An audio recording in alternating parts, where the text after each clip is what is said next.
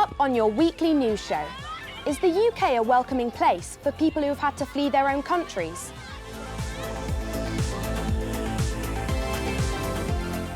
And I'm meeting one of the stars of the new Minions movie. I am pretty despicable.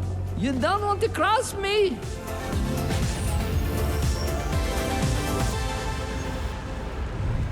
Hello, if you want to get up to speed with what's been going on, then you've come to the right place. Yep, FYI has got you covered. And Scarlett, I know you'll be interested in this.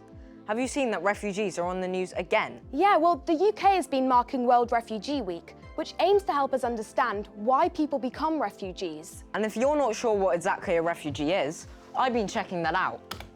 And a refugee is someone who's had to flee their home to seek safety in another country because of war, violence, or a natural disaster. And about half of refugees are children. Most recently, of course, we've seen a lot of Ukrainian families come to the UK to escape from the war in their country. I mean, I saw it for myself when I was at the border between Poland and Ukraine a few months ago, and I've even had a few Ukrainian students joining my class. Same, I've had a couple join my class as well. But it's not just Ukrainian kids who have come here. Over the years, there have been many families from lots of other countries, including Iran, Somalia, and Afghanistan. This puppet is called Little Amal, and she represents the plight of refugees from Syria. As part of Refugee Week, she's been going on a tour of UK cities, including Bradford, Manchester, Birmingham and Bristol. And wherever she goes, large crowds follow to show their support. But some people worry about whether too many people from other countries are coming into the UK and whether we can afford to look after them all. Sometimes people are so desperate to reach the UK that they risk their lives, making the dangerous crossing between France and England in small boats.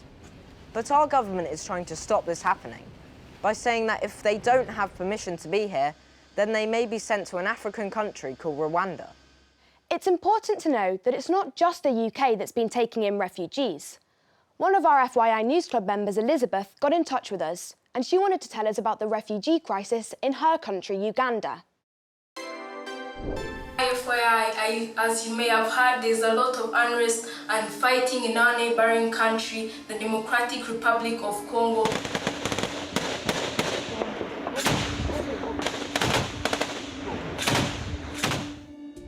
Many Congolese are fleeing the violence and entering Uganda seeking refuge.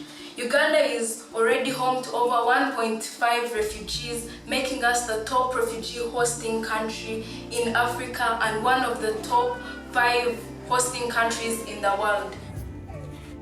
We're also taking refugees from South Sudan, Somalia and Burundi, among other countries where there's a lot of violence.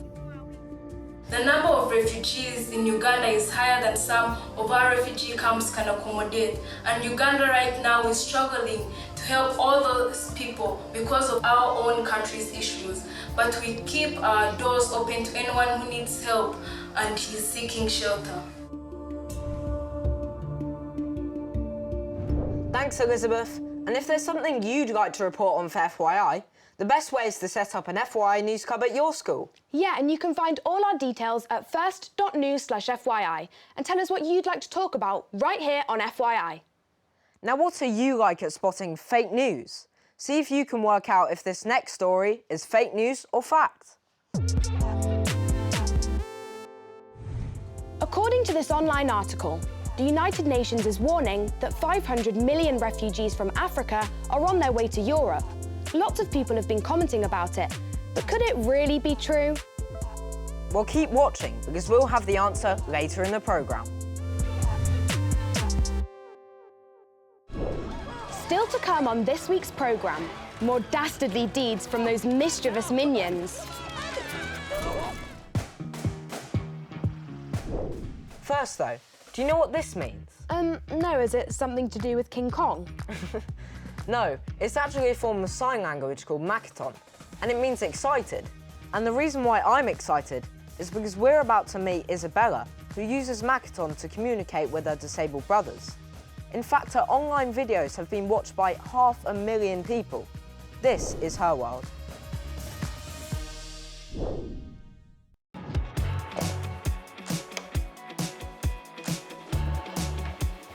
Hello everyone! So today's sign of the day is milk.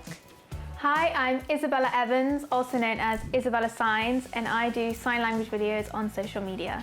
I wanted to start learning Makaton Sign Language because of my two brothers who have disabilities. Makaton is derived from British Sign Language.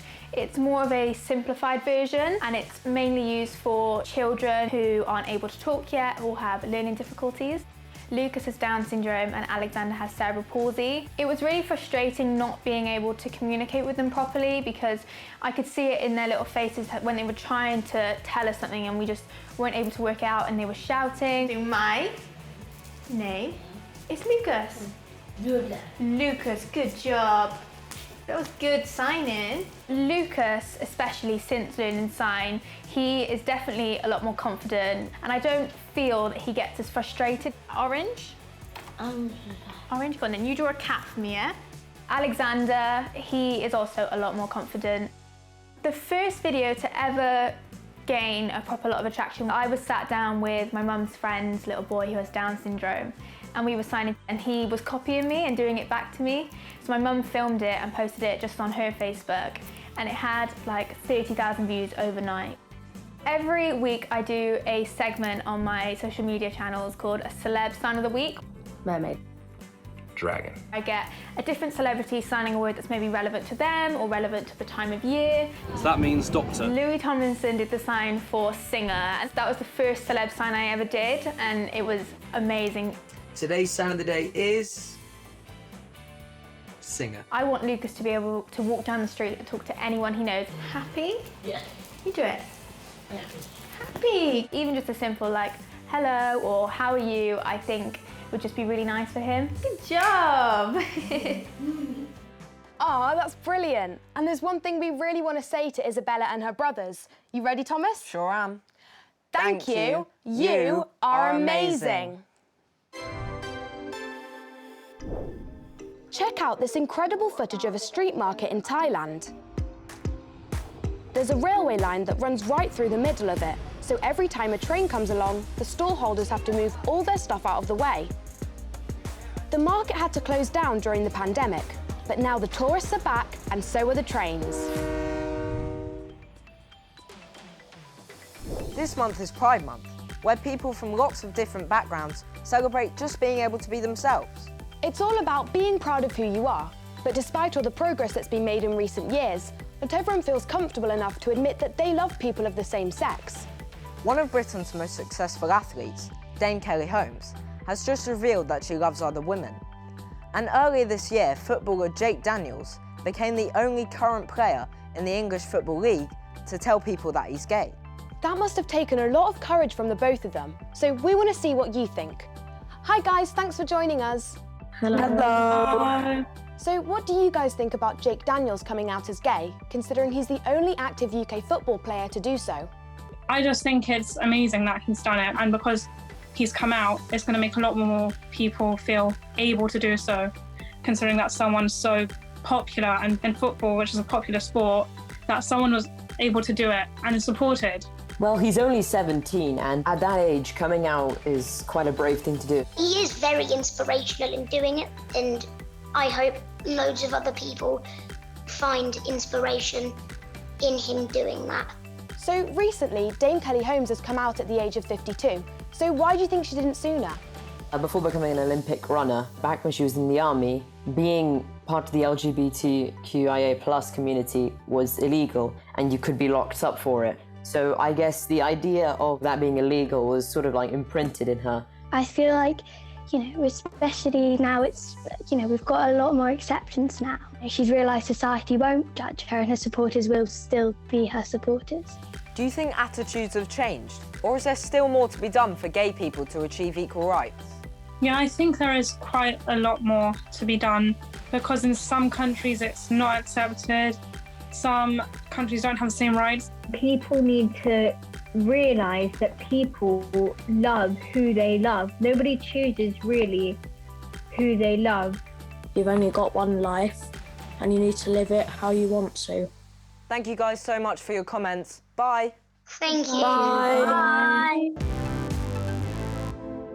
One other big thing I spotted in the news this week is extreme weather. Yeah, well, we've got some pictures here, actually. These fires have been happening in Spain, but there have also been problems in Germany and America because of how hot it's been. It's pretty worrying, isn't it? We're not even at the height of summer, and we've already got these extreme temperatures. Scientists are saying that much more of this is going to be happening because of climate change. I think we're only going to see more of this. Now, if you're looking for a bit of fun over the summer holidays, then how about the new Minions movie? I've been to meet one of the stars to find out what we can expect. All right, who let the kid in? Long before he becomes the master of evil, Gru, played by Steve Carell, is just an 11 3/4-year-old boy plotting to take over the world. Pretty despicable. You don't want to cross me? I just saw the film and it was really funny. I laughed from start to finish, and there were new characters as well as old. When I do these, it usually takes like 2 years, and then I get to see it at the end.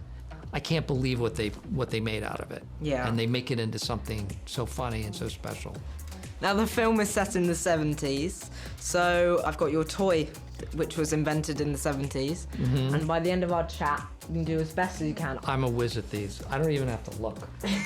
I so wish that I had one of these, like, that was all done. And at the end of the interview, and I just do this the entire time. And then at the end of the interview, I go, and it looks like magic. Now, you are known as one of the most despicably nicest and funniest guys in Hollywood. Not true. I think it is. Oh, really? Watch me. But what's the most despicably baddest thing you've done in real life? Okay, are you ready for this? I have 3 older brothers, and when my mom would make cookies, the first person who got to the cookies would try to hide as many cookies as they could.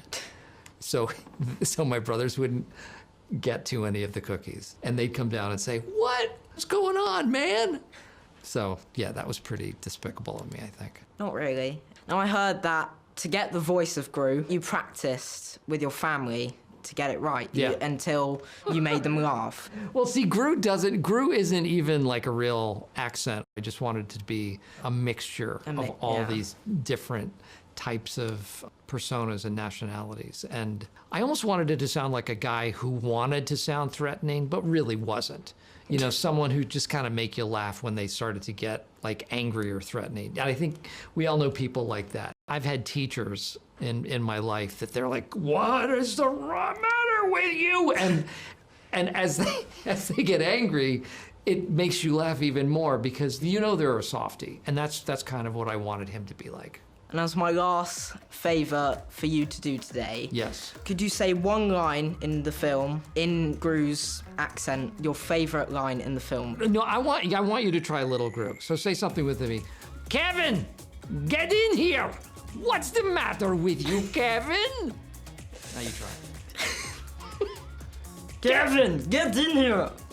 Was that right? Yes. "What is the matter with you, Kevin?" What is the matter? I can't do it. That was perfect. That was great.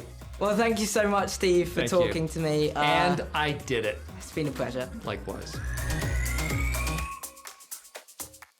That looked like a lot of fun. Yeah, Steve Carell was so nice, and he was really funny. But he didn't get very far on the Rubik's Cube. Now, did you guys manage to work out this week's fake news or fact? We told you about an online article claiming that 500 million refugees are on their way from Africa to Europe.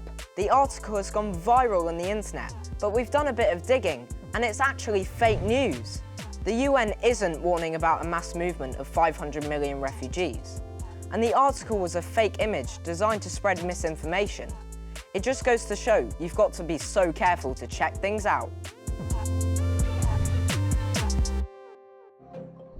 Well, that's it for today, but we're going to leave you with some classical music as you've never heard it before.